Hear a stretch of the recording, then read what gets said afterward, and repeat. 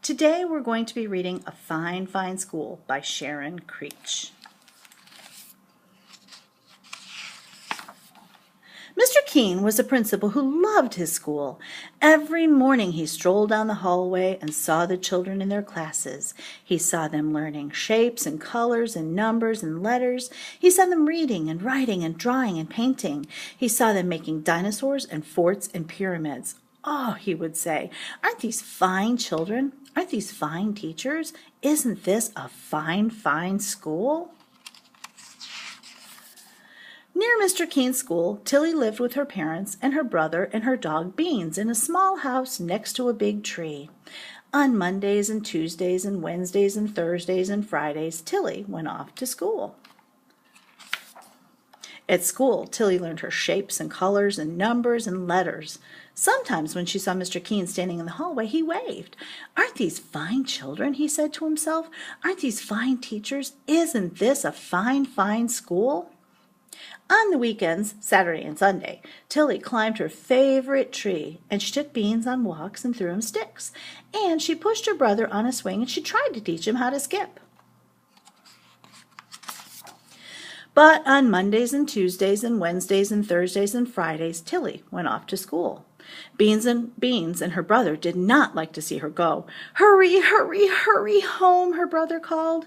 One day, Mr. Keene called all the students and teachers together and said, "This is such a fine, fine school. I love this school. Let's have more school. From now on, let's have school on Saturdays too." The teachers and the students did not want to go to school on Saturdays, but no one knew how to tell Mr. Keene that. He was so proud of the children and the teachers, of all the learning they were doing every day. And so that Saturday, Tilly set off for school. "But it's Saturday! What about the swings?" her brother called.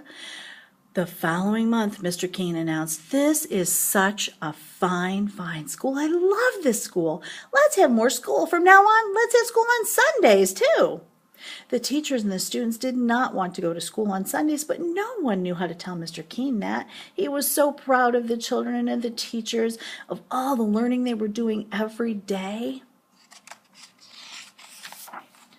And so that Sunday, Tilly set off for school. "But it's Sunday. What about the skipping?" her brother called.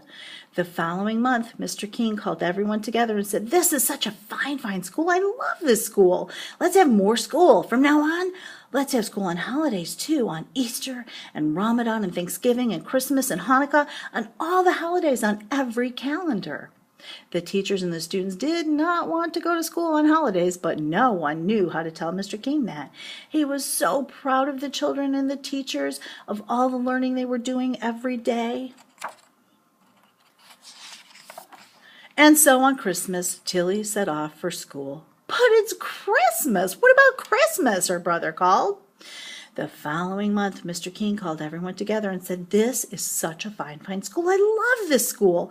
Let's have more school. From now on, let's have school in the summer too, all summer long, every single day." "How much we will learn," he said. "We can learn everything.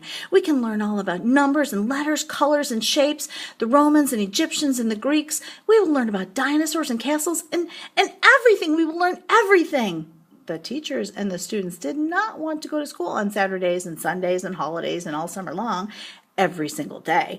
But no one knew how to tell Mr. Keene that. He was so proud of the children and the teachers, of all the learning they were doing every day.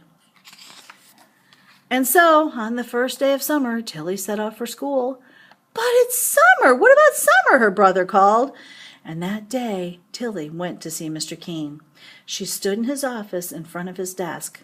"What a fine, fine school this is," Mr. Keene said. "What an amazing thing everyone is learning." "Yes," Tilly said, "we certainly are learning some amazing things." "A fine, fine school," Mr. Keene said. "But," Tilly said, "not everyone is learning." "What?" Mr. Keene said. He looked very worried. Who isn't learning? Tell me and I will see that they learn."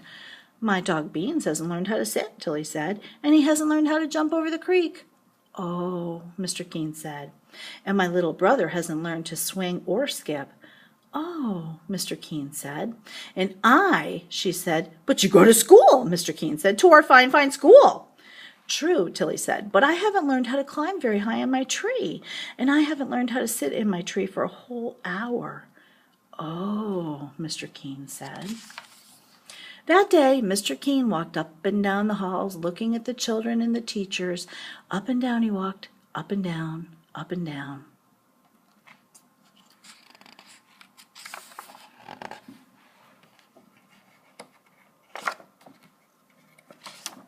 The next morning, Mr. Keene called everyone together.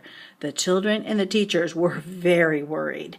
Mr. Keene said, "This is a fine, fine school with fine, fine children and fine, fine teachers, but not everyone is learning." The children and the teachers were very, very worried.